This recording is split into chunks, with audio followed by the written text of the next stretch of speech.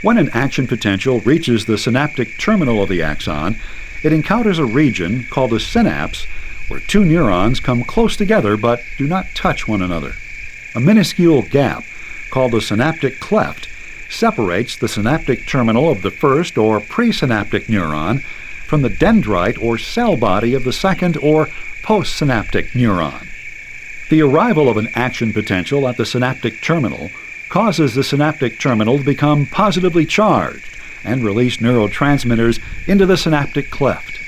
The neurotransmitters diffuse rapidly across the synaptic cleft and bind to receptors in the membrane of the dendrites or cell body of the postsynaptic cell.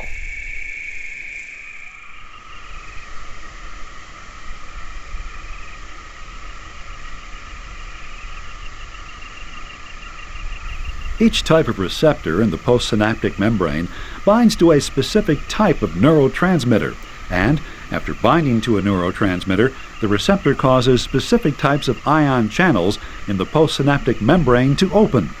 As ion channels are opened, ions flow across the cell membrane of the postsynaptic neuron along their concentration gradients. This flow of ions into the postsynaptic neuron causes a postsynaptic potential in the dendrites or cell body. Depending on the channels open and the ions that flow in, synaptic potentials can be either excitatory, making a neuron less negative inside and more likely to fire an action potential, or inhibitory, making it more negative and less likely to fire. An excitatory postsynaptic potential is called an EPSP. An inhibitory postsynaptic potential is called an IPSP.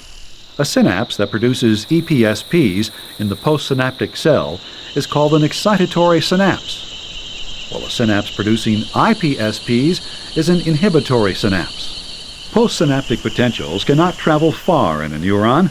After a few millimeters at most, the ions leak back across the membrane and the signal is lost.